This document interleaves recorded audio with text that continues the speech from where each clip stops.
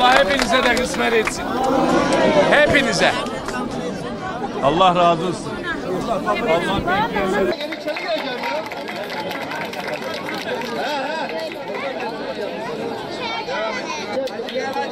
Hadi gel. Şurada attılar.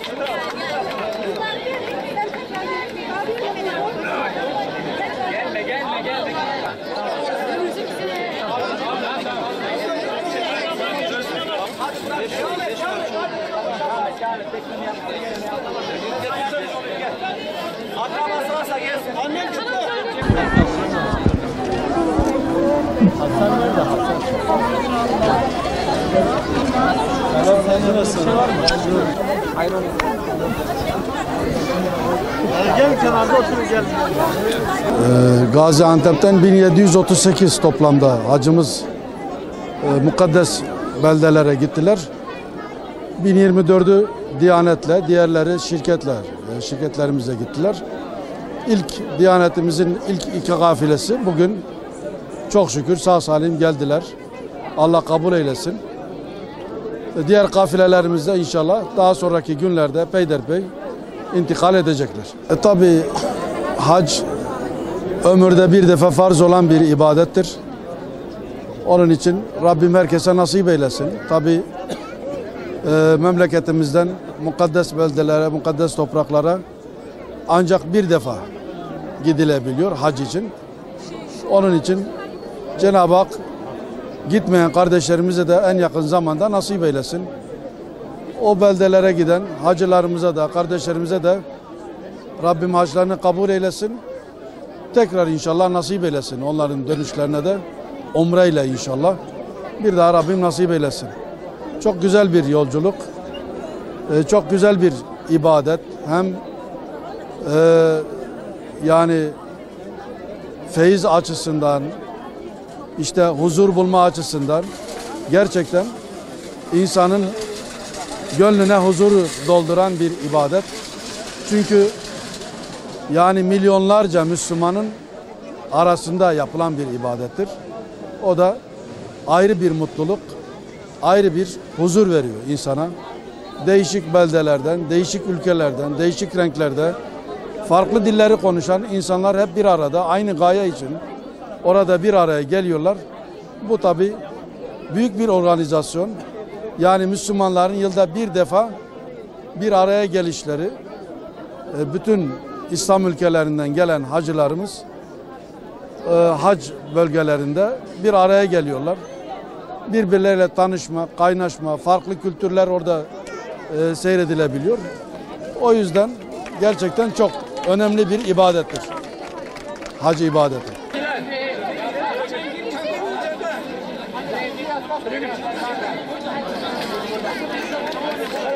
Hamdolsun yaklaşık 40-41 gün önce kutsal topraklara gittik Gaziantep'ten. Tabii Gaziantep'in bir ve ikinci kafileleri ilk olarak gittiler. Haliyle ilk dönen kafilelerde bizler olduk. Hamdolsun salimen gidip ganimen döndük. Gaziantep'imizin hacılarını sağlam bir şekilde Antep'e ulaştırdık hamdolsun. Tabii zor bir meşakkatli yolculuk. Meşakkatin yanında birçok güzelliği de barındıran bir ibadet. Rabbimizin Müslümanlara, her Müslümana farz kıldığı, durumu müsait olanlara farz kıldığı bir ibadet. Tabi malıyla, canıyla her türlü fedakarlıkta bulunarak hacılarımız bu ibadetlerini hamdolsun yerine getirdiler. Salimen yurda döndüler.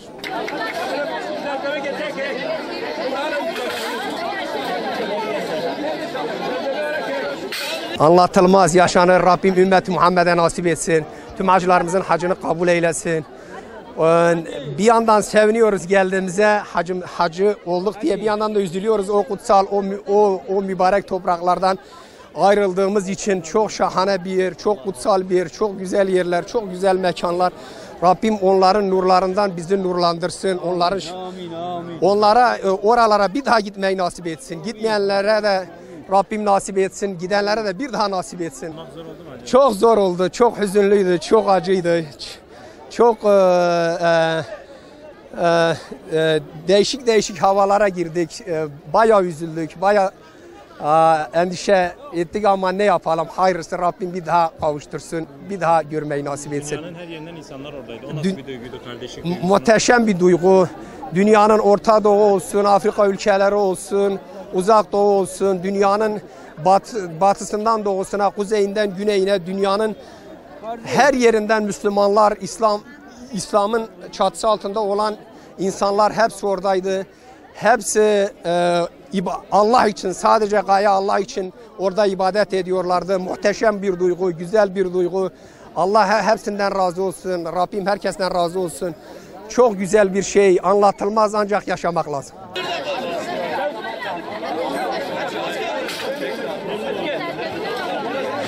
Bu sene kısmet oldu, hacca gittik elhamdülillah. Orada tercümanlık vazifesi yaptık, otel sorumlusuyduk. Allah'a hamdolsun çok güzel bir hac yaptık. Arafat'ta vakfe bittikten sonra Allah bir rahmet indirdi. Orada hacıların adeta günahlarının yıkandığı gibi sanki bize bir sevinç, heyecan geldi. Bütün hacılar o coşkuyla ağlamaya başladılar. Adeta sokakların yıkandığı gibi günahlarımız da yıkandı. Öyle hissettik. Rabbim inşallah tüm dileyenlere, tüm isteyenlere tekrar nasip eylesin. Ayrılık kolay değil. Kabe özlemi her müminin kalbinde vardır zaten. İnsan adeta orada annesinden ayrılır gibi ayrılıyor. Kavuştuğunda da sanki orada yıllardır yaşıyormuş gibi bir duygu içerisinde. Rabbim tüm dileyenlere nasip eylesin. Allah'ın yeryüzündeki evim dediği evinde misafir olmak, hele hele Habibim dediği Hz. Muhammed Mustafa Aleyhisselatü Vesselam Efendimizin Medine'de misafiri olma duygusu insana böyle ürpertiyor. Hiçbir şey yapmadığınız zaman bile Resulullah Aleyhisselatü Vesselam'ın bastığı sokaklarda yürüdüğünüzü hissetmek size heyecan veriyor. Ayrılırken de adeta bir parçanız orada kalıyor. Dağlara baktığınızda, ne bileyim o ziyaretleri yaptığınızda hep şey hatırlıyorsunuz, yani Resulullah Aleyhisselatü Vesselam'ın orada geçirdiği günleri, çektiği zorlukları birebir yaşıyorsunuz. Rabbim tüm dileyenlere nasip eylesin inşallah. Orada bir adeta ırkların birleşimi, bütün dünyadan Adem'in çocuklarının renk, ırk tanımadan birbirleriyle kardeş olduğunu görüyorsunuz. Allah'ın azametini Mina sokaklarında insanların o şeytanı taşlamaya giderken birbirlerinin kollarına giderek gelişleri, dönüşleri bile size Rahman'ın azametini anlatıyor. Bir geçebilir miyim?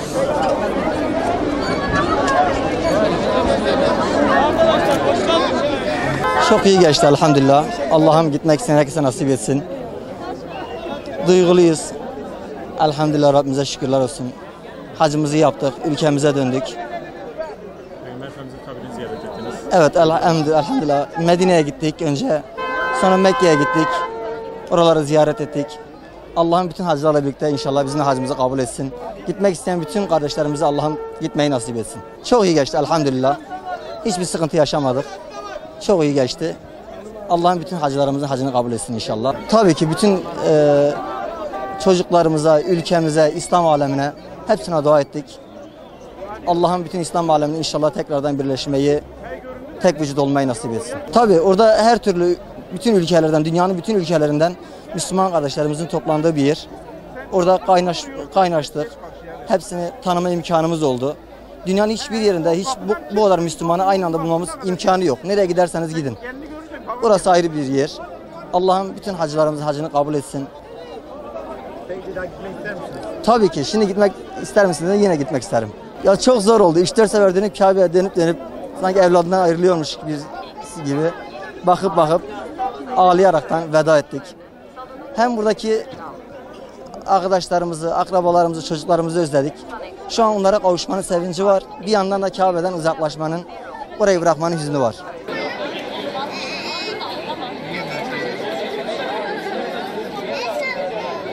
Çok iyi geçti ama çok kalabalık çoktur ama çok iyi geçti.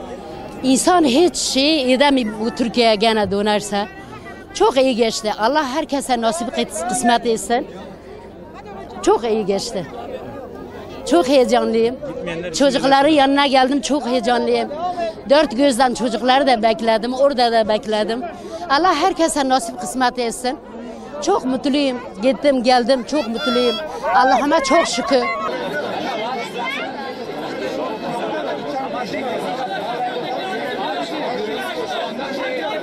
Duygu düşüncelerimiz çok güzel, çok mutlu geçti. Allah sizleri de nasip etsin. Cümlesini de nasip etsin. Çok mutluyuz. Gidemeyenler için neler söylemek istersin? Gidemeyenler için Rabbim onlara da nasip etsin. İsteyene, istemeyene herkes orayı görmeyi nasip etsin. Çok mutluyuz, çok mutluyuz. Sadece bunu söylüyoruz. Oraya doyum olmuyor. Anlatamayacağım bir duygu.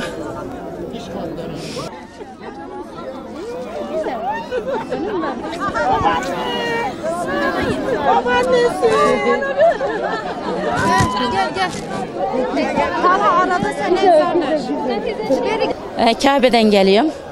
Nasıl duygularınızı anlatır mısınız? Oralık anlatılmaz, yaşanır. Herkesin gitmesini tavsiye ederim. Biz oradan ağlaya ağlaya döndük. Hiç ailemiz, çocuklarımız bile hatırlamadık. Oralıkta gidip de yaşamak lazım. Yani kelimelerle dile gelmez oranın sevgisi. Rabbim gittik tutmayı nasip eylesin. Dünyanın her tarafı insan seli, yani hiç o bir yere sığmaz din.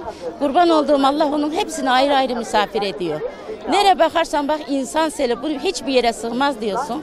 Ama Rabbim onların alayını ayrı ayrı misafir ediyor. Kızım bir yere kaybolma, tamam mı?